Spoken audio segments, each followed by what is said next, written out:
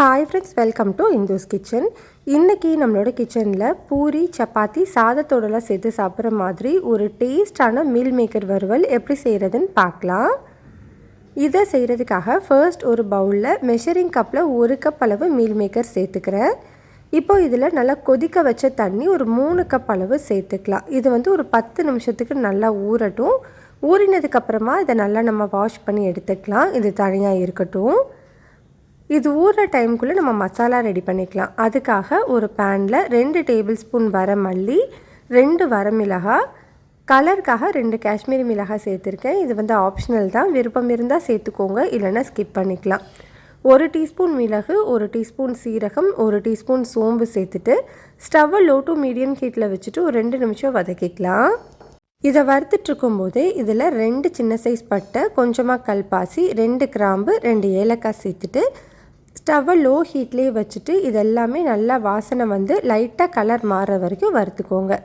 இந்த அளவுக்கு நல்லா வறுபட்டு வந்ததுக்கப்புறமா இதை அப்படியே ஒரு மிக்ஸி ஜாரில் மாற்றி நல்லா ஸ்மூத்தான பவுடராக அரைச்சிட்டு தனியாக வச்சுக்கோங்க. அடுத்தது ஒரு பேனில் 3 டேபிள் ஸ்பூன் நல்லெண்ணெய் சேர்த்துருக்கேன். எண்ணெய் சூடானதுக்கப்புறமா இதில் 2 பெரிய வெங்காயத்தை நீளமாக கட் பண்ணி சேர்த்துக்கலாம். வெங்காயத்தை 2லேருந்து 3 நிமிஷத்துக்கு நல்லா வதக்கி விட்டுக்கோங்க. வெங்காயம் ஓரளவு வதங்கினதுக்கப்புறமா இதில் 1 டீஸ்பூன் அளவு இஞ்சி பூண்டு பேஸ்ட்டு சேர்த்துட்டு அதோட பச்சை வாசனை போகிற வரைக்கும் மீடியம் ஹீட்லேயே வச்சு வதக்கிக்கலாம். பச்சை வாசனை எல்லாமே போனதுக்கப்புறமா இதில் 2 மீடியம் சைஸ் தக்காளியை நல்லா பொடியாக கட் பண்ணிவிட்டு சேர்த்துக்கலாம். கூடவே இதுக்கு தேவையான அளவு உப்பு, 1 டீஸ்பூன் கல்லுப்பு சேர்த்துட்டு இந்த தக்காளி நல்லா மசிஞ்சு வர வரைக்கும் வதக்கிக்கோங்க.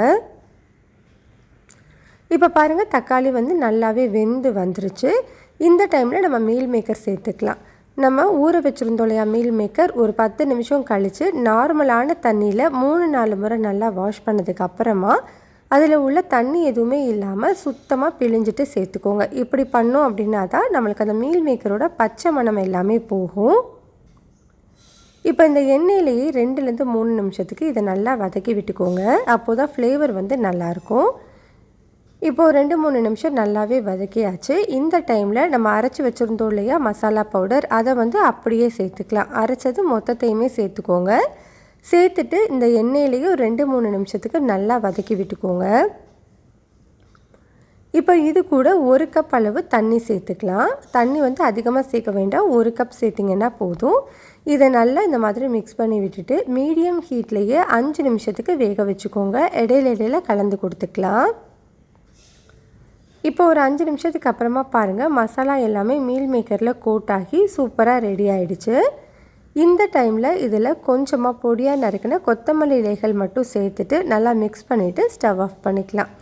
அவ்வளோதான், நம்மளுக்கு ரொம்ப சிம்பிளான ரொம்பவே டேஸ்டான மீல் மேக்கர் வறுவல் ரெடி ஆகிடுச்சு.